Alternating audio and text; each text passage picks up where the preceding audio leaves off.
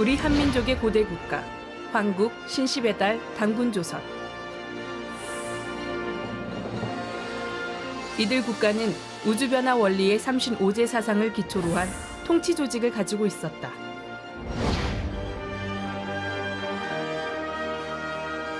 한민족 고대 국가 조직의 우수성과 독창성을 밝힌 신시조직사.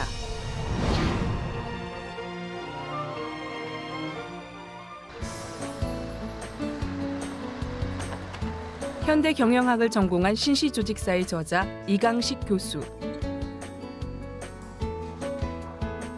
그는 현대 조직 이론을 고대사에 접목해 우리 고대 조직을 연구해왔다.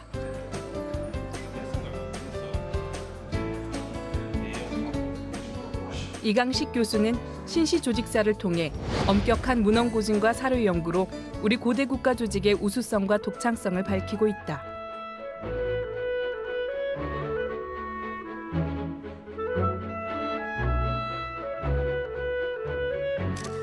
그는 현지 답사와 사료 연구로 우리 고대 조직이 우주 변화 원리를 기반으로 한 삼신오제 사상의 조직이었다는 것을 규명했다.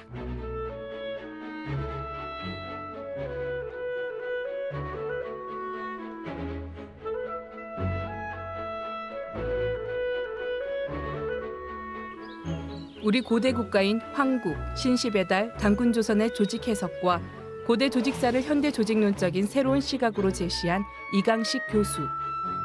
지금 여기에 지금 진열된 위패들이 사실상 조선시대 때의 전통을 계승한 게 아닌가. 오늘 STV 역사특강에선 한국의 고대 조직사에 대한 주제로 이강식 교수의 강의를 들어본다.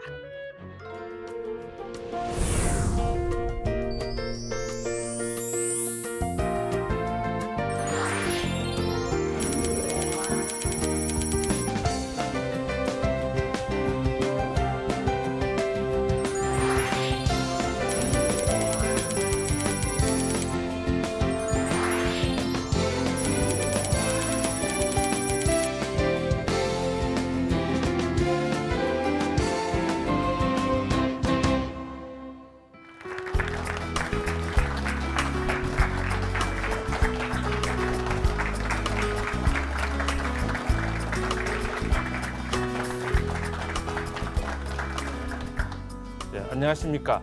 반갑습니다. 경주대학교 경영학부에 재직하고 있는 이강식입니다. 오늘 이렇게 상생방송국에서 하는 역사특강에 초청이 되어서 방송을 하게 된 것을 굉장히 기쁘고 영광스럽게 생각을 합니다. 우리나라에서 유수한 방송을 하고 있는 상생방송국은 앞으로 나날이 발전하고 무궁하게 번영할 것을 기원드립니다. 오늘 제가 강연할 부분은 한국 고대 조직사입니다. 한국 고대 조직사로서 전부 4강으로 구성을 하겠습니다. 그래서 제1강은 황국 조직의 구조와 기능이고 제2강은 신시 조직의 구조와 기능입니다. 그리고 3강은 고조선 조직의 구조와 기능이고 4강은 고조선사와 단군사의 사관의 변화 과정을 다루도록 그렇게 하겠습니다. 그래서 저는 경영학과에서 원래 경영학을 전공을 하고 있습니다. 하면서 고대 조직사를 개척을 해서 지금 역사 조직학, 조직사상사 분야로 계속해서 공부를 하고 있고 지금 연구를 해서 다소 결과를 발표했습니다. 그래서 오늘 이 자리에서 우리 고대 조직사와 그 고대 조직사가 갖고 있는 사상적 의미 그런 측면에서 여러분들에게 말씀을 드리도록 하겠습니다. 제1강은 황국 조직의 구조와 기능입니다. 여러분들은 황국이라는 이야기를 들으면 어떻습니까? 황국이라는 이야기를 들으면 우리 고대 시원 국가다, 최초의 국가다 이렇게 생각이 드십니까? 어떻습니까?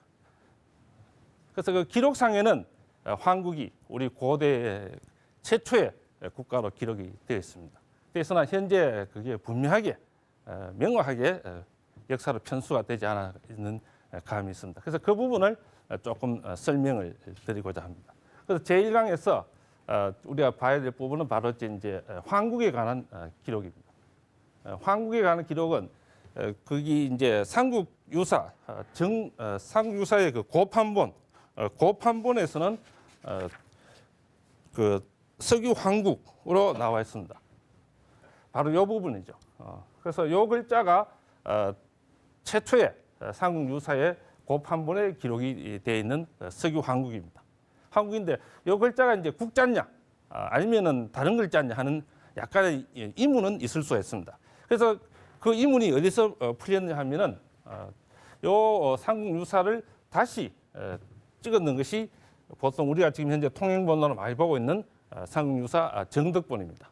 이것은 경주에서 찍었습니다. 그래서 제가 생각하기에는 경주본이다 이렇게 이름을 붙여도 괜찮지 않을까 생각합니다만은 어쨌든 1512년에 경주에 계신 유가들은 이 글자를 국자로 확실하게 인쇄를 했습니다. 인쇄를 했기 때문에 석유 황국이 맞는 거죠. 그 유가들이 그 한문에 아주 대가이신 분들이 이 글자를 국자로 분명하게 인식을 하고 판각을 했다는 것입니다. 그런데 그것이 그 후로 계속해서 이제 석유 황국이 나옵니다. 그래서 그 남구망 선생의 약천집에 보면은 그 고기를 기록하면서 석유 황국, 제석, 서자 환웅 이렇게 해서 석유 황국으로 분명하게 우리 고대 최초의 국가를 기록을 했습니다. 그뿐만 아니고 그 다음에 이종립 선생의 그 수산집에서도 조선지초, 유황국, 제석, 서자 환웅이라고 해서 황국을 분명하게 기록을 했습니다. 그래서 조선시대에 황국이라는 국가를 조선 유가들은 인식을 하고 있었죠. 그런데 그뿐만 아니고 사실은 일본 사람들이 1904년에 그 동경대에서 사지총서를 발간할 때에 그때 삼국 유사를 활자본으로 발행을 했습니다. 발행을 할 때에 석유 황국, 서자 환웅이라고 해서 황국이라는 것을 분명하게 인쇄를 했단 말이죠. 일본 사람들도 한일 합방 전에는 석유 황국으로 봤습니다. 지금은 이제 뭐 그렇게 잘 안 보겠죠. 그래서 그 점은 조금 아쉽지만은, 그런데 어쨌든 우리나라의 고려 시대나 조선 시대나 일본에서 최초에는 석유 황국으로 인식을 했다는 것입니다. 그래서 우리 고대의 최초의 국가가 황국이라는 것을 대개 기록상으로는 인정이 되는 것입니다. 인정이 되는데 다만 이제 요 국자가 고판본에 나오는 요 국자를 어떻게 해석하느냐 하는 것이 이제 조금 문제가 되겠습니다. 그래서 요 국자를 오늘날은 어떤 분들은 또 인자, 환인할 때 인자에 고자가 아니냐 뭐 그래 보는 분들도 있을 수는 있습니다. 그러나 그거는 조금 약간 그게 어색한 번역이 될 수가 있다는 것이죠. 그래서 그 다음에 보면은 번역의 측면에서 왜 이게 황국이냐 그걸 보겠습니다. 그걸 보면은 원래 이제 이걸 황국으로 해석을 하면은 옛날에 황국이 있었는데 그 황국의 서자 환웅은 이렇게 국가로 해석하면은 번역이 가장 순조롭다는 거죠. 번역이 가장 순조롭습니다. 그런데 흔히 지금 생각하듯이 만약 이걸 환인으로 보면은 옛날에 환인이 계셨는데 이렇게 번역하면 뭐가 이상하냐 하면은 이 환인이 어떤 분입니까? 하나님이시거든요. 그러니까 하나님이시니까 옛날에 하나님이 계셨다. 이런 말하면 좀 이상하잖아요. 그렇죠. 하나님은 항상 현재 여기서 우리와 함께 계시는 것이 하나님이죠. 옛날에 있었고 지금 없었다. 그러면 그게 하나님이 될 수가 있습니까? 안 되죠. 그러니까 보통 우리가 생각하는 것처럼 석유 환인으로 번역하면은 그것이 오히려 더 어색하다는 거죠. 하나님이 어떻게 과거에 있었고 지금은 어떻다 이렇게 말할 수는 없죠. 그러니까 환인이 오히려 더 어색한 번역이다. 제가 볼 때는 그렇습니다. 그래서 이제 또 이 환인을 그럼 신이 아니고 사람으로 생각하자겠죠. 그러면 환인은 어떤 분일까요? 옛날에 환인이라는 분이 계셨는데 했을 때는 이 환인은 천재로서의 환인이죠. 그러니까 이제 천왕 또는 뭐 왕으로서의 환인이란 말이죠. 그러면은 천재로서 환인이라고 할 때는 그 천재로서 다스렸던 나라 이름이 있을 거 아닙니까? 그렇죠. 나라 이름이 있을 거란 말이죠. 그럼 그 나라가 반드시 국가 이름이 있었을 것이다. 그죠? 그러면은 국가를 상징할 때는 황국을 안 떠올릴 수가 없죠. 그렇죠. 그럼 만약 이분이 환인이라고 하면은 오히려 뭡니까? 황국이 더 맞는 말이 될 수가 있다는 것입니다. 왜? 이제 국가가 있어야 되니까. 이건 국가 이름이 나와 있지 않습니까? 그러니까 7과 8의 번역은 우선 보면은 뭐 그렇다하지만 실제 내용상으로 보면은 요 번역이 제일 타당하다는 거죠. 그러니까 이 글자는 고판본에 나오는 그 글자는 환인 인자가 아니고 황국 국자의 고자가 맞다는 것입니다. 그래서 석유 황국 이것은 삼국 유사에 기록된 우리 최초의 고대 국가의 이름이라는 거죠. 그러면 환인은 어디에서 제일 최초에 나오느냐? 그것은 제왕운기에서 처음에 나옵니다. 제왕운기에는 상제 환인 그렇게 시작을 하죠. 아예 상제 환인이라고 나옵니다. 그런데 삼국 유사는 석유 황국으로 나온다 이죠. 그러면은 왜 그런 차이가 생겼느냐? 대개 이제 생각을 해보면은 삼국 유사에 그 인용된 고기는 대개 이제 천신교 불교 쪽의 기록이라는 거죠. 그러니까 천신교 불교에서는 황국을 강조한 것이고 제왕운기는 유가사관 유교 쪽이죠. 유교 쪽에서는 황국이나 신실을 잘 인정하지 않고 환인을 인정한다는 거죠. 그러니까 신으로서의 환인 인정하고 대개 유가 쪽에서는 고조선부터 우리나라 최초의 국가로 봅니다. 그 고려시대 때부터의 전통이죠. 그 부분은 제가 이제 4강에서 다루도록 그렇게 하겠습니다. 4강에서 조금 더 자세히 보기로 하고 여기서는 우선 이제 황국의 역사적 실체를 조금 더 설명을 하도록 하겠습니다. 그러면은 이제 여기서 먼저 설명을 해야 될 부분이 있습니다. 그건 뭐냐 하면은 단종실록에 보면은 이선제라는 분이 1452년에 상소문을 올렸습니다. 이분이 경창부윤을 하실 때에 그 황해도에 여러 가지 이제 문제가 생겼습니다. 그래서 이제 그 상소문을 올렸을 때에 이분이 삼국 유사를 인용해서 상소문을 올렸습니다. 올렸을 때 이제 그게 어떻게 됐냐면은 고기, 그러니까 삼국 유사의 고기를 보셨죠. 보시고 석유 환인, 서자 환웅이라고 이야기를 했습니다. 그래서 거기 보면 환인으로 돼 있죠. 그 이것은 오히려 어떻습니까? 삼국 유사 정덕본보다도 앞선 시기다 이거죠. 그러니까 이분은 고판본을 봤을 때에 석유 환인으로 봤다는 거죠. 그러면은 정덕본을 쓰신 분들은 1512년에 유학자들은 황국으로 봤다는 거죠. 그래서 그 같은 책을 봤을 텐데 이제 글자가 다르게 봤다는 것이죠. 그러면 어떤 분들은 원본에 있는 글자가 환인이 아니냐? 이분들이 이제 정덕본보다 먼저 보신 분이니까 말이죠. 근데 그런 문제가 있는데 그것은 이제 조선 시대의 유가사관을 우리가 이해를 해야 된다는 거죠. 조금 전에 말했는 고려시대의 유가사관, 고려시대 유가사관이나 조선시대 유가사관은 황국을 잘 인정 안 하는 거죠. 인정 안 하기 때문에 상소문을 올릴 때는 가급적 황국이란 말을 빼려고 하겠죠. 뭐 그런 이유가 있을 것이라는 거죠. 그러면은 문제는 뭐냐면 신시도 문제가 된다는 거죠. 왜냐하면은 이선제 경창부윤이 올린 이 상소문에는 뭐가 또 빠져 있냐면은 위지 신시도 빠져 있습니다. 그러니까 황국과 신시를 다 빼고 상소문을 올렸다는 거죠. 이해되겠습니까? 그러면은 이제 그 고조선부터 이제 시초국가가 되는 거죠. 그게 고려와 조선의 유가사관의 가장 큰 특징입니다. 그러나 그 이전에 천신교와 불교사관에서는 조금 다르죠. 되게 천신교에서는 황국부터 고대 국가로 보고 불교에서는 되게 이제 신시부터 역사 우리 고대 국가 역사를 시작하는 걸로 되게 이제 미루 짐작할 수가 있습니다. 그 부분은 나중에 또 더 설명을 하도록 하겠습니다. 그래서 이 환인으로 조금 권치고 또 신시를 뺏는 것, 이 부분 뒤에서 보겠습니다만은 이것을 이선제 부윤이 한 것이냐, 아니면은 또 조금 이제 우리가 더 넓게 생각하면은 단종실록을 기록하신 분들이 누구냐 하면은 신숙주 또는 한명회, 최항, 노사신 이런 분들이 하셨다는 거죠. 그래서 아마도 이 단종실록을 편수하는 편수관들이 조금 권졌을 가능성도 있습니다. 왜냐하면은 이분들은 이제 뭡니까 역사를 편수할 때에 자신들이 갖고 있는 사관에 따라서 기록을 이제 조금 조절을 한단 말이죠.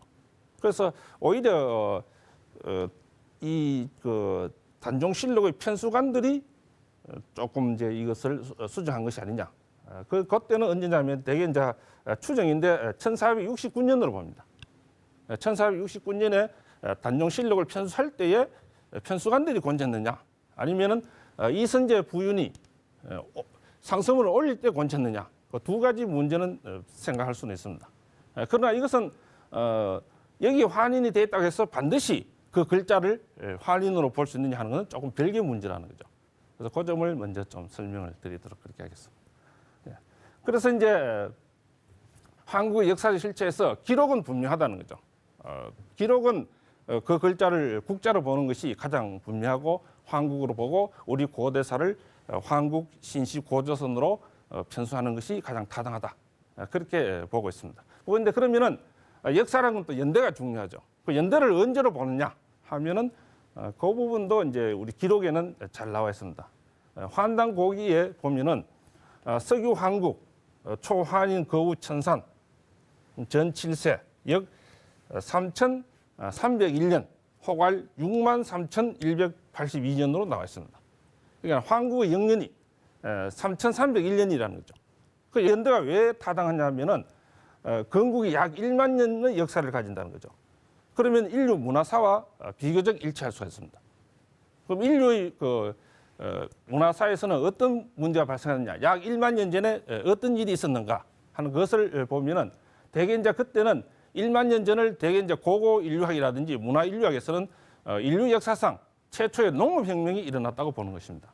그 농업혁명이 이제 이 1만 년 전에 일어났고 그것이 한국의 건국연대하고 비교적 일치한다는 거죠. 그럼 6만 몇 년은 뭐냐? 약 7만 년 전. 그거는 이제 지금으로서는 조금 추론하기가 좀 어렵습니다. 그럼 7만 년 전에 우리 인류 역사에서 어떤 국가가 나타날 수 있는 그런 어떤 이제 어떤 토양이 있었느냐 하는 그 문제는 앞으로 이제 계속해서 연구해야 될 분야고 현재로서는 학문적으로 인정되는 것은 약 1만 년 전의 농업혁명입니다. 그래서 전 세계에서 동시다발적으로 대개 이제 빙하기가 끝나자 1만 2천 년 전에 빙하기가 끝나고 농업이 발전하게 됐죠. 그리고 원시 농경이 시작됐다는 겁니다. 이건 대개 이제 지금 학자들은 다 인정을 하고 있습니다. 원시 농경이 대개 이제 남미의 옥수수, 그리고 지중해의 밀, 그리고 동남아시아의 벼농작 이런 것이 전 세계적으로 동시다발적으로 농경 문화가 발전하게 됨으로써 인류가 이제 획기적으로 발전하게 되었습니다. 그래서 이제 이 농업혁명으로 대개 이제 잉여 가치가 발생하게 되고 관리가 필요한 거죠. 관리가 필요하고 또 이제 외적의 침략이 들어오니까 다소 이제 방어도 해야 되고 그래서 이제 관리가 필요하고 국가 조직이 발생한다는 것이죠. 그래서 이 문제는 대개 이제 비교적 1만 년 전에 농업혁명과 일치하기 때문에 한국이 건국될 가능성이 있다고 보는 것입니다. 그러면은 우리만 그렇게 보는 게 아니고 서구에서는 플라톤이 기록을 한 것이 아틀란티스 그 대륙 국가가 있습니다. 그러면 그 아틀란티스 대륙 그 국가가 대개 언제로 보느냐? 약 지금으로부터 약 11,600년 정도로 보고 있습니다. 그럼 서구의 그 아틀란티스하고 우리의 그 한국하고 연대가 또 조금 비슷하다는 거죠. 같은 나라는 물론 아니겠죠. 그쪽은 뭐 저쪽 그 서유럽하고 아프리카 그 사이에 있단 말이에요. 아니지만은 전 세계적으로 그런 문화가 발전할 때 저쪽에서는 이제 그 아틀란티스가 이제 건국되고 이쪽에서는 한국이 건국될 수가 있다는 거죠. 그러면은 그 기록도 많이 나온 건 아닙니다. 플라톤이 그저 몇 마디 해놨단 말이죠. 그건 마찬가지입니다.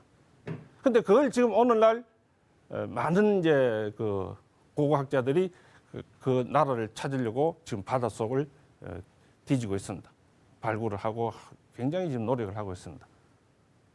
노력하면은 그 아틀란티스 문화도 찾겠지만은 다른 여러 가지 부수적인 문화도 찾을 수가 있습니다. 과거 역사를 찾을 수 있겠죠. 우리도 마찬가지입니다. 한국이라는 것은 삼국 유사에 한 줄 나오지만은 그러나 그것을 우리가 연구하고 또 계속해서 발전시켜 나가면은 많은 사실, 우리 고대 역사에 있어서 많은 사실을 알 수가 있겠죠. 그러니까 이 기록을 소중히 여기고 우리가 연구를 더 해야 된다는 거죠. 우리가 왜 역사를 연구할까요? 왜? 저한테 만약 묻는다면 왜 역사를 연구합니까? 묻는다면 저는 한마디로 답변할 수 있습니다. 기록이 있으니까. 기록이 있으니까 연구를 하는 거죠. 그러니까 역사는 기록이니까 기록이 중요하죠. 그러니까 그 삼국유사의 한 줄 우리가 서기황국이라고 지금 기록이 나온단 말이죠. 이렇게 서기황국이라는 게 분명하게 기록이 나오니까 이 기록을 가지고 우리가 황국을 계속해서 연구하면은 우리 고대의 시운 국가도 밝힐 수 있고 또 이제 여러 가지 고대 역사를 더 깊이 연구할 수가 있다는 것입니다. 그러면은 이런 이제 황국은 제가 앞에서도 그 환난고기를 인용했습니다. 환난고기를 인용하기 때문에 이제 여러분들이 과연 환난고기가 그 역사적인 가치가 어느 정도냐 하는 것을 의문을 갖습니다. 그런데 환난고기의 역사적 가치는 저는 그렇게 생각합니다. 지금 이 순간 이 특강을 하는 이 순간까지 환난고기가 뭐 특별히 진서가 아니라는 특정 증거는 아직까지 없었습니다. 저를 설득시킬 수 있는 어떤 증거도 아직 저는 보지를 못했어요. 그래서 환난고기는 아직까지는 이제 우리가 인용해서 계속 연구할 가치는 있습니다. 향후 어떤 이제 뭐 연구가 나올지 그건 더 두고 봐야 되겠습니다만은 현재로서는 뭐 특별히 역사적 가치를 인정 안 할 수 있는 특정 증거는 아직 본 적이 없습니다. 어떤 분은 또 글을 써서 그래야 하겠습니다. 환난고기에 원시 국가의 채통을 밝혔다 이런 말이 나온다겠죠. 그래서 원시 국가가 요 현대 용어 아니냐 이런 말을 하는 연구자도 봤습니다. 반대 원시 국가가 현대 용어일까요? 근데 현대 용어가 아니죠. 왜냐하면 원시 국가라는 말은 없습니다. 왜냐하면 원시 사회는 있겠죠. 원시 사회는 있어도 원시 국가라는 말은 없습니다. 없지만은 근데 이제 우리가 원시 국가라는 말을 생각한다면은 그 원시라는 것은 뭡니까? 미개한 국가, 프리미티브한 국가다 이게 아니고 시초의 국가, 시초의 국가 그런 뜻이죠. 그러니까 영어로 말하면 이제 비기닝 한 국가다 이거죠. 그러니까 시초, 최초의 국가다. 그게 시원 국가다 이거죠. 시원 국가. 그 원시라고 해서 미개하다는 그런 뜻은 아니다 봅니다. 시원, 시초, 최초의 국가다 이거죠. 우리가 학문적으로 그런 말을 많이 쓰지 않습니까? 원시 유교 이런 말 쓴다 이거죠. 원시 유교가 뭐 미개한 유교입니까? 그건 아니죠. 그러니까 시초, 최초의 그 시발된 초기 모습이다 이런 뜻이다 말입니다. 그래서 이제 환난고기에 나와 있는 그 원시 국가도 시초의 국가다 그렇게 생각하면 됩니다. 그래서 이 원시나 시원은 우리 그 고대 역사책에도 자주 나오는 이야기입니다. 그래서 그것은 현대 용어가 아니라는 거죠. 그래서 그걸 썼는 연구자는 자기는 뭐 아주 이제 현대 용어를 환난고기에서 발견했다 이렇게 생각하지만은 실제로는 그렇지 않습니다. 그 원시 국가란 말은 현대 용어가 아니고 현대에도 그런 말은 없단 말이죠. 꼭 시초의 국가의 채통을 밝혔다 그런 뜻으로 봐야 된다죠. 그래서 현재까지 그 환난고기의 역사적 가치를 뭐 낮게 볼 이유는 없다고 봅니다.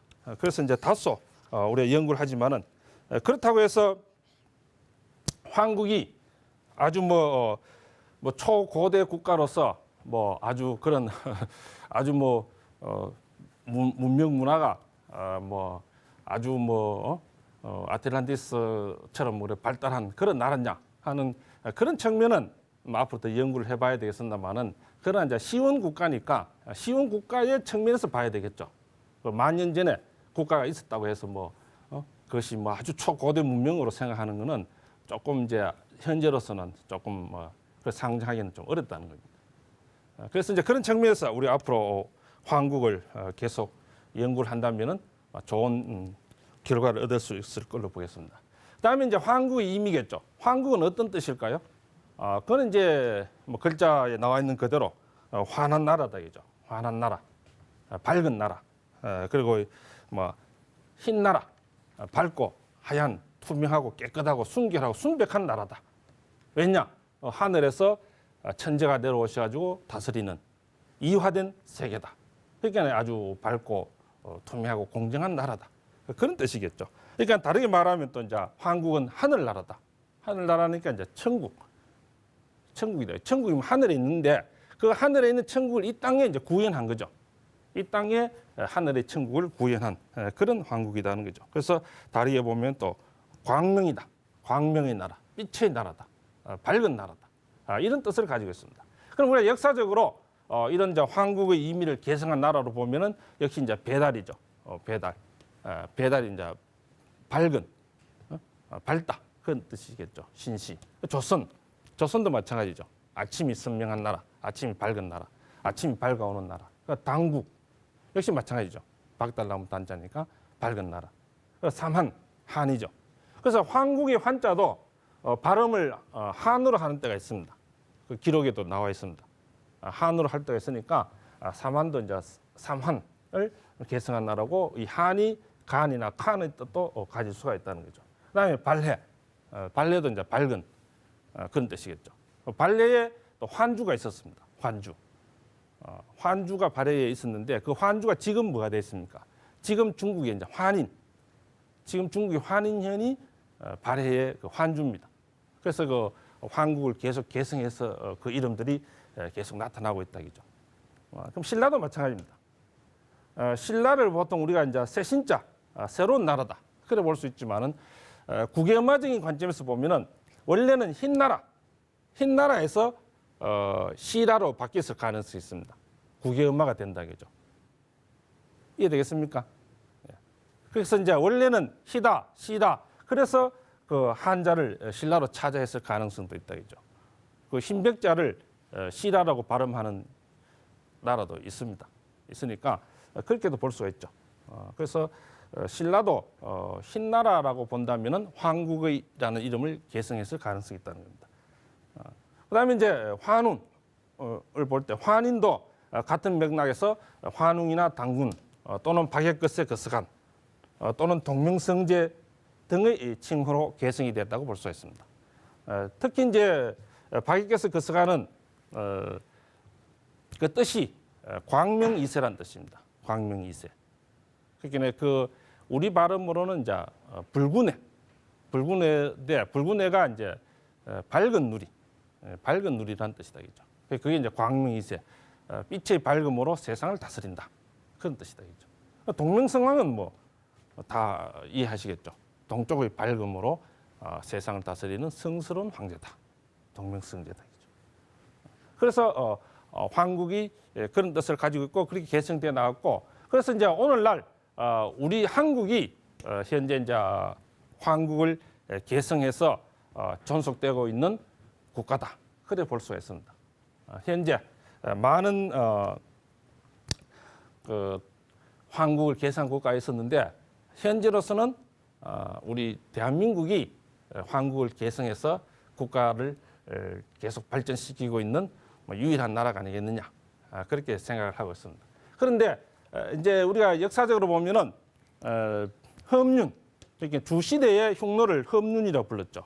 그리고 훈주, 그리고 이제 한 시대에는 흉노, 또는 이제 호, 또는 동호, 또는 오한 등등의 이름을 볼 때에 이러한 나라들도 황국하고 어떤 관계가 있지 않겠느냐.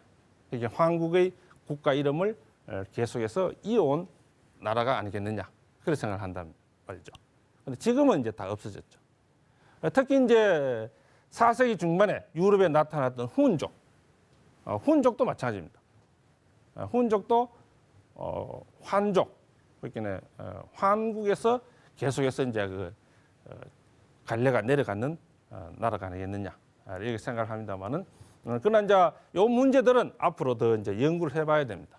그래서 이제 황국과 흉노의 관계, 그러나 이제 그쪽은 그쪽대로 갖는 것이고 황국을 이제 삼한으로 대한민국으로 오늘날 계승하고 있는 유일한 국가는 우리 대한민국이다 이렇게 말씀드릴 수가 있습니다. 그래서 황국의 역사적 실체는 매우 분명하다 그렇게 볼 수가 있습니다. 왜냐하면 이 이름들이 계속 끊이지 않고 이어져 왔단 말입니다. 그럼 고대 최초의 황국이라는 나라가 있었을 것이다. 그걸 추론할 수 있고 또 그 기록도 있다 이런 거죠. 그래서 황국의 역사적 실체는 분명하기 때문에 우리가 고대 역사에서 황국을 가급적 그 현창하기를 노력을 해야 되지 않느냐 그렇게 생각을 합니다. 황국 조직의 구조와 기능에서 서자 조직을 보도록 하겠습니다. 서자 조직은 지금 역시 이제 환난고기에 보면은 황국의 서자 조직이 있었다는 기록이 있는데 거기 보면 이제 오가 처음 말, 오가 조직이 모두 말하기를 서자 유환웅이라고 해서 서자가 나온단 말입니다. 물론 이제 삼국 유사에도 나오죠. 나오는데 이제 그 다음에 보면은 역시 환난고기 보면은 서자 지부 유대인 환웅자라고 나옵니다. 그래서 이 서자 지부가 어떤 뜻이냐? 이게 서자부 하나의 서자 조직이다 이죠. 서자 조직이다. 그 서자 조직의 그 장을 대인이라고 했다는 거죠. 그분이 환웅이죠. 이 환웅이 나라를 연 것이 이제 신시란 말입니다. 배달, 신시라는 거죠. 그래서 환웅은 서자부의 대인으로서 서자 조직의 장으로서 여러 아들, 그러니까 설의 의미가 아니고 왕의 여러 아들 중에 마지를 의미할 수가 있다. 대인이니까 말이죠. 마지를 의미하고 그래서 천재자라는 의미로서 제위를 계승한 분이다. 이렇게 볼 수가 있습니다. 그래서 이제 이 서자는 하나의 그 관명 내지 장명, 관작으로 볼 수가 있다는 거죠. 그럼 이 서자가 관명으로 되어 있는 다른 기록은 없느냐? 있습니다. 중국에서는 이 서자라는 관명이 나옵니다. 즉 당 유인계의 관명으로 기록이 되어 있습니다. 그 삼국 사기에도 나온다는 거죠. 삼국 사기에 보면은 그게 유인계의 관명이 좌서자 중서 문화산품으로 나옵니다. 그 좌서자란 말이죠. 좌서자. 그럼 좌서자가 있으면은 우서자도 있겠죠. 그 좌우서자가 있단 말입니다. 관명입니다. 근데 이때 서자는 뭐냐 하면은 중국에서 그 왕귀족의 자제를 가르치는 그런 그러니까 왕귀족 자제의 서성, 선생이라는 의미의 서자입니다. 그러니까 왕귀족 가르치는 선생에게 주는 관명이 서자란 말이죠. 서자인데 한 분만 있는 게 아니고 여러 분이 있으니까 좌서자, 우서자로 나눈단 말입니다. 그 요거는 관명입니다. 그러니까 가르치는 왕귀족을 가르치는 그 서성을 서자라고 불렀다는 거죠. 그래서 이 서자라는 관명이 사례가 있단 말입니다. 있으나 단 이제 황국이나 또는 신시에 계승된 서자 조직은 그와 조금 다르죠. 서자 자체가 이제 뭡니까? 왕귀족의 여러 아들을 의미한다는 거죠. 그 왕귀족의 여러 아들에게 주는 관명이나 장명이 서자 아니겠느냐. 그래서 이 서자라는 이름이 중국으로 가서 조금 이제 변화했을 가능성이 있다. 있다는 거 봅니다. 그래서 서자부는 왕귀족의 자제인 대인과 서자로 구성된 동궁조직으로 볼 수가 있습니다. 그래서 본질은 학습 조직이다. 일종의 이제 왕세자를 가르치는 학교라는 거죠. 그래서 출발을 했지 않느냐 그렇게 봅니다. 그러니까 이제 그 왕자라든지 이런 그 이제 태자 이런 분들을 이제 뭐 가르쳐야 되겠죠. 그런데 가르치는 게 일반적으로 가르치는 건 좀 다를 거 아닙니까? 여러 가지 요새로 치면 이제 경영학, 옛날로 치면 이제 제왕학 이런 걸 조금 더 가르쳤겠죠.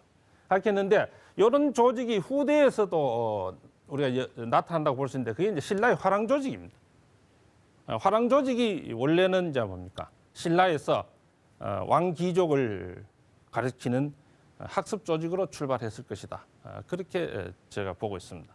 그래서 화랑 조직과 좀 비슷한 데가 있고 중국이나 일본에서도 마찬가지입니다. 이런 이제 조직은 나타난다는 거죠.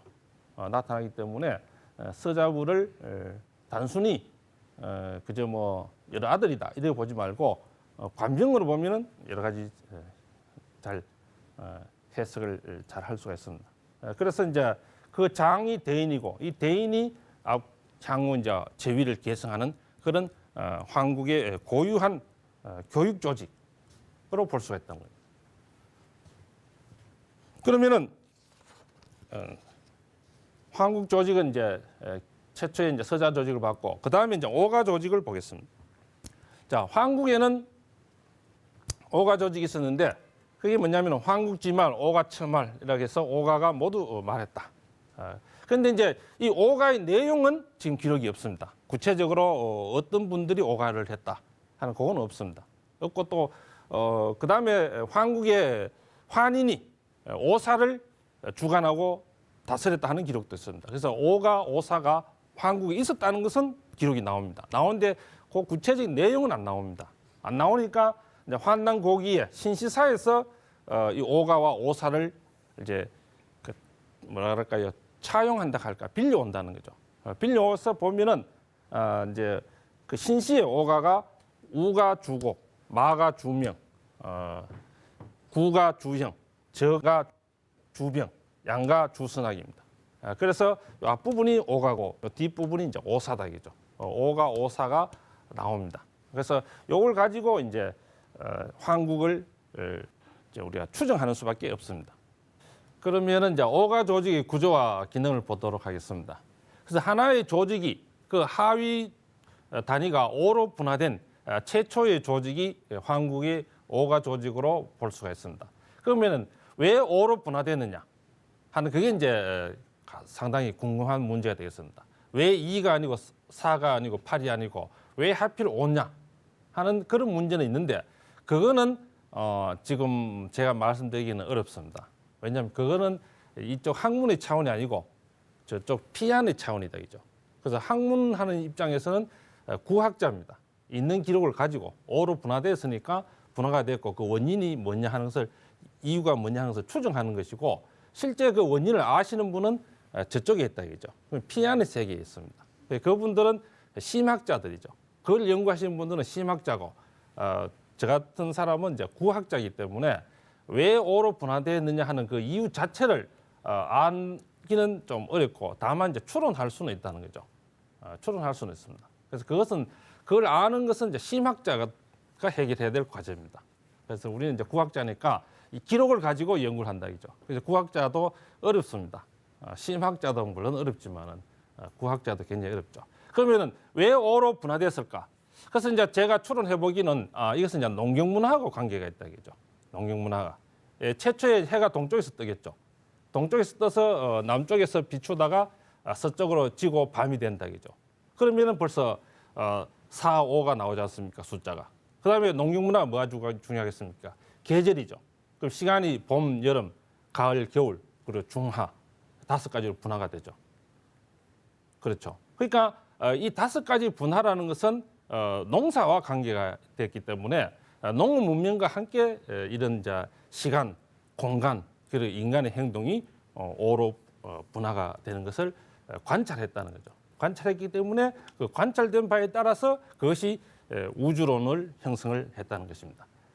그게 시간과 공간과 인간의 행위, 조직의 구조가 오로 분화된다는 겁니다. 그 이유를 이제 알기는 어려우나 오로 분화된 것은 사실이다 이죠. 그리고 이것이 농경문화와 관계되어 있다.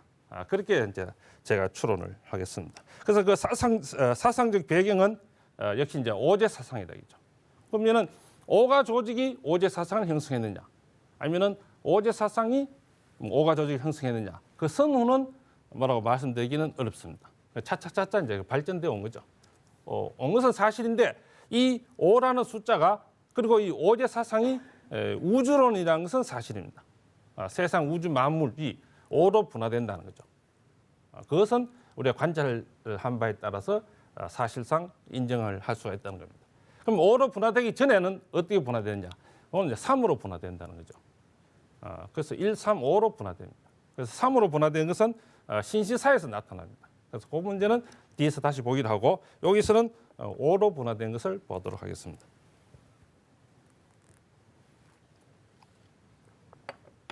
그래서 제가 드린 말씀은 뭐냐면은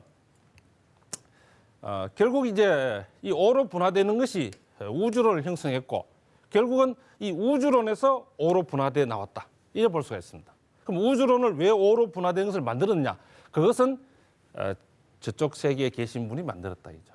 그건 이제 환인 천재님께서 아실 사항이고 우리로서는 이제 그렇게 관찰해서 사실에서 그렇게 이제 숫자가 나온 것을 발견했다는 겁니다. 그러면 이제 이 한국의 5가 조직은 5개의 지역 행정 조직이라 이죠. 지역 행정 조직이라는 것은 오늘날 말하는 뭐 지방 조직이 아니고 하나의 그 지역에서 그 우가, 마가 이런 분들이 하나의 이제 세습 영주로서 그 지역을 통치를 하면서 황국이라는 나라 전체의 또 국가 조직을 구성을 하고 있다는 그런 뜻입니다. 그러면서 동시에 또 이제 그 국가 조직의 중앙행정 조직의 하나씩 업무를 맡고 있는 거죠. 그래서 오가는 동서남북 중앙의 지역 행정 조직을 맡고 있다고 본다는 것입니다. 그다음에 이제 그러면은 이분들이 지역 행정 조직만 맡았느냐? 그건 아니겠죠. 그래서 이제 무슨 말이냐면은 이렇게 이제 우가, 마가, 구가, 양가, 저가가 동남, 서북, 중으로 지역을 나누어서 이제 맡아서 이제 다스리고 있습니다. 그럼 요 위치는 어디서 나왔느냐? 그건 뒤에서 다시 설명하겠습니다. 설명하는데 그러면은 우가가 지역을 맡으면서 동시에 국가의 주곡, 주명, 주형, 주선학이라는 그리고 주병이라는 이 5가지의 그 오사를 이 오가가 각각 맡고 있다는 거죠. 그러니까 중앙행정 조직과 지역행정 조직을 동시에 맡고 있다는 겁니다. 그러니까 아직 지역행정 조직과 중앙행정 조직이 미분화된 초기 조직의 모습을 갖고 있다는 거죠. 그게 아주 초기 모습이죠. 그래서 그 문제를 이제 계속 우리가 살펴보겠습니다. 그래서 우리가 이제 고대 사설을 보면은 조직이 발달해 가는 과정이 차근차근 나옵니다. 갑자기 뭐 고대에 확 발달한 조직이 있는 게 아니고 하나하나씩 차근차근 발전돼 나온다는 것입니다. 그걸 이제 현대 조직론으로, 현대 경영학으로 해석하는 것이 제 이제 과제란 말입니다. 그래서 이제 한국의 5가 조직은 지역행정 조직이면서 동시에 중앙행정 조직을 겸해서 국가 조직의 기능을 한 분야씩 맡는다는 것이죠. 그게 뭐냐 하면은 주곡, 주명, 주형, 주병, 주선학이라는 것입니다. 이것이 이제 하나의 또 조직입니다. 그래서 오사 조직의 하나씩 맡아서 중앙행정 조직의 장을 겸임하고 있다는 것입니다. 그다음에 이제 오가 조직의 기능을 보면은 이것은 이제 정치 입법 조직일 가능성이 있습니다. 그래서 오가 중이 오가가 이제 그 서로 교체를 하는데 대중으로부터 선출됐다는 것이죠. 선거 대중. 그래서 대중으로부터 선출됐기 때문에 이것은 이제 오늘날 볼 때는 정치 입법 조직에 해당된다는 겁니다. 그래서 이제 그 선출되는 거, 대중에서 초대받는 것이 고대 사회의 그 장을 뽑는 하나의 방법이고 또 고대 사회의 이상이죠. 세습은 조금 뒤의 문제입니다. 대개 중국에서는 이제 하나라부터 이제 세습이 됐다고 보고 있죠. 요수는 선의를 했고 그 공자가 굉장히 높이 평가한 부분이 그 부분이 그걸로 봅니다. 그래서 이제 세습은 오히려 뒤의 문제고 고대 사회에서는 이제 선출했다. 오늘날처럼 말이죠. 선출했다고 본다겠죠. 그 기록은 이제 대개 이제 선의 대중으로부터 선출했다 그래 됩니다. 그래서 선출했기 때문에 대개 이제 정치 조직, 입법 조직입니다. 그러면 선출만 했겠느냐? 방금 이야기했습니다만 세습도 하고 또 서로 양위도 하고 워낙 이게 뭐 기간이 오래되니까 여러 가지 형태로 나타날 수가 있죠. 그럼 뭐 선출됐다 해서 뭐 전부 늘 선출만 한 건 아니죠. 그래서 어쨌든 정치 조직과 이런 이제 행정 조직이 결합된 조직은 오늘날 보면 이제 내각 중심제 조직이 되는데 다만 이제 이때는 이제 고대니까 뭐 고형태의 내각 중심제 조직이다 이래 볼 수 있습니다.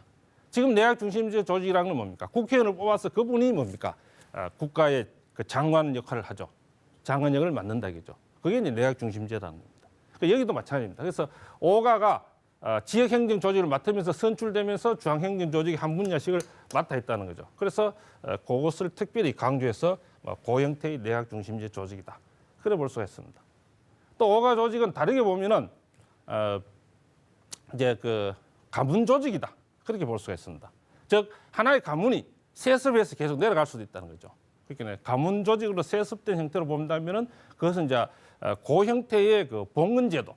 그러니까 봉건제도는 주나라에서 시작됐는데 중국 주나라에서 시작됐는데 이것은 이제 완전한 그런 뭐 봉건제도는 아니고 그 이전에 나타났던 고형태의 그 가문이 한 가문이 그 지역을 맡아서 다스리는 그런 형태로 본다면은 그것은 이제 고형태의 봉건제도로 볼 수 있습니다.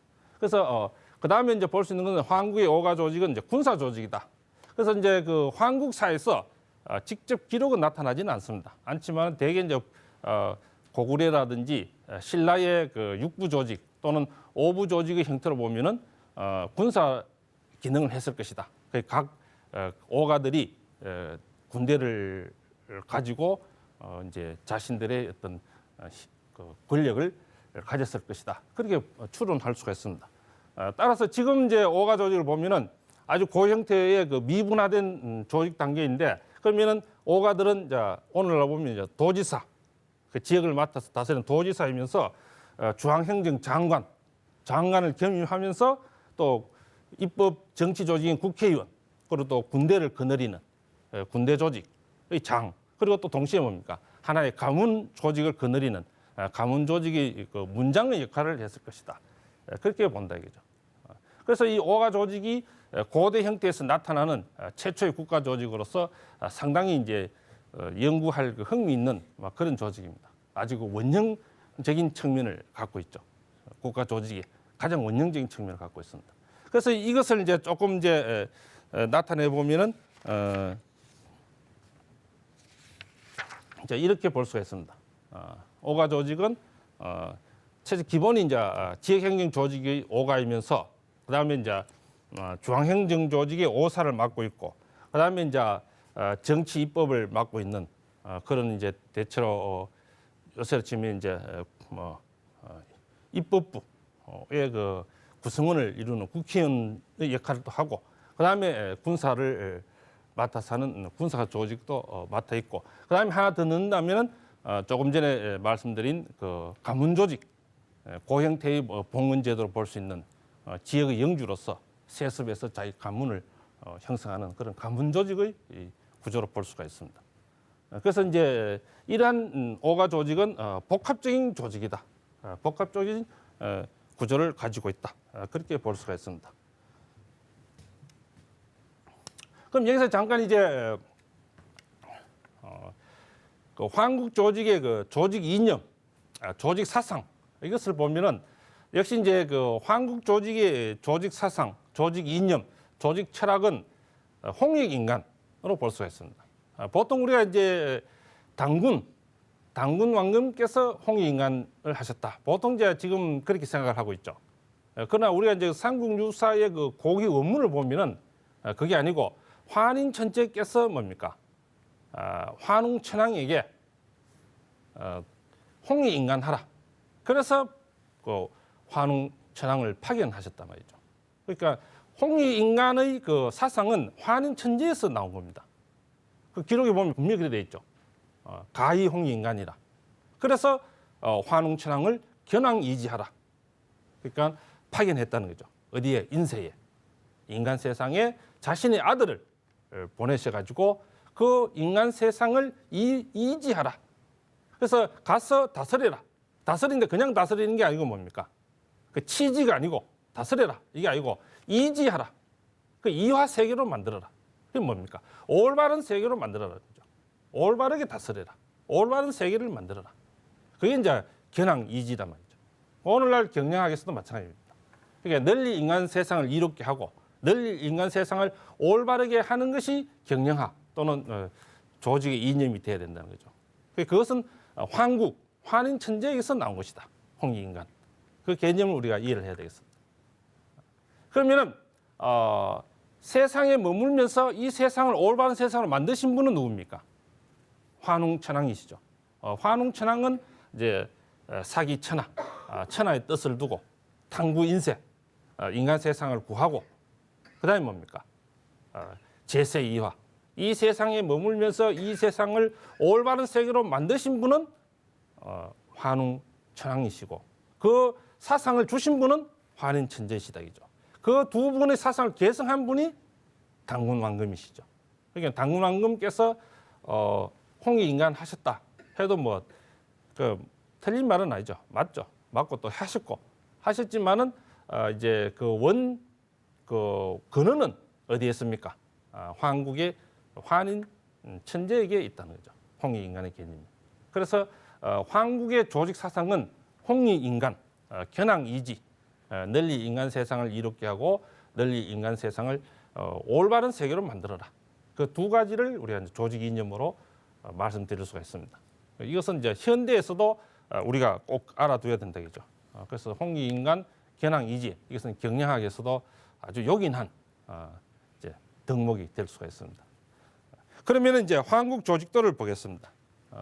황국 조직도를 보면은 환인 천재가 계시고 그 다음에 이제 서자부 대인 환웅이 계신다겠죠. 그래서 이제 요 그림에서는 대개 이제 그 참모 조직으로 그리고 또 앞으로 뭡니까 제왕이 될 수련을 하는 그런 조직으로 제가 그 그림에 그 구성을 했습니다. 그 이제 이 조직도를 이제 복원을 한 거죠. 복원하고 그다음에 오가 조직으로서는 이제 신시사에서 차용을 해서 우가, 마가, 구가, 저가, 양가를 두고 그다음에 이제 그 오사 이분이 구체적으로 어떤 일을 하는가. 그래서 주곡, 주명, 주형, 주병, 주선왕 오사를 추론해서 넣었습니다. 그러나 오가와 오사가 황국에 있었다는 그 자체 기록은 있습니다. 그거는 이제 있고 다만 요 내용 자체는 신시사에서 차용을 했다겠죠.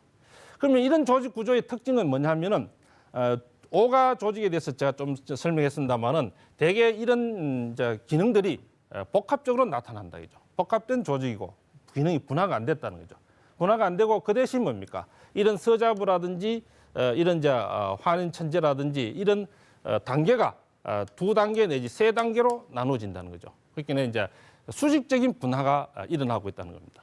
그래서 이제 이 조직의 장이 나타나기 시작했다. 그러니까 이제 농업 문명의 결과로서 잉여 가치가 발생했다는 거죠.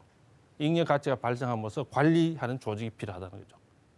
관리하는 조직이 필요하고 그 단계가 이제 여기서는 소박하게 두 단계 또는 세 단계로 나눠질 수가 있다는 거죠. 그러면은 이 조직에서 이제 우리가 황국의 조직 발전 단계라든지 국가 발전 단계라든지 혹은 사회 분화 단계를 우리가 볼 수가 있습니다. 그럼 황국은 기본적으로는 뭐겠습니까? 기본적으로는 이제 주곡, 주명 이런 조직으로 볼 때는 되게 이제 농경사회다이죠. 농경사회라고 볼 수가 있고 그 다음에 이제 그 농경사회에서 결국 이제 주형 같은 것은 이제 치안 유지 그렇죠. 그게 이제 나타나고 그 다음에 이제 주선화 어떤 이제 그 종교 윤리적인 그런 조직 분화가 이제 나타난다는 거죠. 그래서 이런 조직으로 보면은 상당히 이제 기능 자체는 분화가 많이 되어 있습니다. 다만 이제 조직에서 분화가 안 되는 거죠. 기능적으로는 이제 분화가 되어 있는데 조직에서는 이제 다 이제 복합이 되어 있다는 거죠. 그래서 농업 문명 시대의 초기 단계의 조직 구조의 모습으로 볼 수가 있습니다. 그러면은 이러한 황국 조직이 이제 국가 조직의 가장 기본적인 조직 구조다. 그렇게 볼 수가 있다는 거죠. 최소한 이렇게 이제 관리 조직이 나오고 그 다음에 이제 직접 그 지역을 다스리는 조직이 나오고 다소 이게 분화가 돼서 이런 형태가 나타나야 이제 뭡니까 국가 조직이라고 볼 수가 있다는 거죠. 최소한 이런 정도의 기능이 분화돼야 된다는 거죠. 그러면은 이런 기능에서 볼 때에 그럼 주곡, 주명, 주형, 주병, 주선학들이 단순히 곡을 뜻하고 명을 뜻하고 형을 뜻하고 병을 뜻하고 선학을 뜻하느냐 그렇게도 볼 수 있지만은 근본적으로는 뭡니까 오제 사상에서 형성됐기 때문에 이것은 이제 우주론적인 관점에서 봐야 된다는 거죠. 단순히 주곡이라고 해서 곡식을 주관하는 조직이다 이게 아니고 처음에는 그래 출발을 하겠죠. 처음에는 그래 출발하지만은 근본적으로는 요거는 뭡니까 이제 동쪽의 어떤 주곡을 이제 표현은 주곡이지만은 기능은 국가 조직의 어떤 분화된 조직을 의미한다는 거죠. 그럼 경영학에서는 어떻게 보느냐 하면은 경영학에서는 이런 5가지의 기능을 대개 이제 생산, 마케팅, 인사, 재무, 회계 이 5가지 기능으로 봅니다. 그래서 근본적으로는 이런 5가지의 그 기능을 하지 않았느냐 그렇게 볼 수가 있습니다. 그 문제는 우리가 또 뒤에서 신시사에서 계속해서 볼 수가 있습니다. 이와 같이 우리가 황국 조직을 연구해 보면은 그 고대 조직이 현대 조직에 주는 시사점이 많다는 거죠. 근본적인 조직은 어떤 모습을 가졌을까? 국가 조직의 기본 형태는 어떤 것일까? 그것을 우리가 알므로써 현대 조직에 많은 도움을 받을 수가 있습니다. 그런데 다만 이제 요 강의에서는 조직사를 중심으로 봤다는 거죠. 그 외에 여러 가지 뭐 앞에 나왔던 우주론이라든지 혹은 또 이제 한국의 오운이라든지 이런 걸 더 많이 봤으면 좋겠습니다만은 조직사를 중심으로 봤기 때문에 그런 부분들은 앞으로 계속해서 이제 공부를 해야 될 분야입니다. 어쨌든 우리 국가의 최초의 모습이 황국이다겠죠. 황국은 또 어떤 문제입니까? 환한 나라, 밝은 나라. 우리가 앞으로 만들어 나갈 나라의 모습은 뭡니까? 역시 밝고 환하고 광명이세가 된 그런 훌륭한 나라를 만들자 하는 그런 것을 우리가 이제 황국에서 역사에서 얻는 교훈이 될 수가 있다는 것입니다. 그런 측면에서 우리가 이제 고대 조직을 연구를 했습니다. 물론 이제 한국이 고대 국가로서 앞으로 어떤 방향에서 어떻게 연구가 돼서 우리 이 역사에서 또는 인류 역사에 공헌을 할 것인가 하는 그런 문제는 이제 우리가 계속 이제 연구를 해야 됩니다. 서구인들이 아틀란티스를 찾듯이 우리는 뭡니까? 한국을 찾아서 오늘날 그 모습을 우리가 다시 그 교훈 삼아서 이제 진실한 밝고 명랑한 그런 훌륭한 국가를 만들어 나가야 된다 하는 과제가 있고 또 이제 조직에서도 마찬가지입니다. 경영이라든지 조직에서도 그 한국의 그 이름부터 시작해서 그 사상을 받아들여서 홍익인간, 개낭이지하는 그런 조직 구조를 만들고 조직 기능과 또는 그런 활동을 해야 된다는 것입니다. 그럼 제1강은 여기서 마치도록 하겠습니다. 여러분 대단히 감사합니다.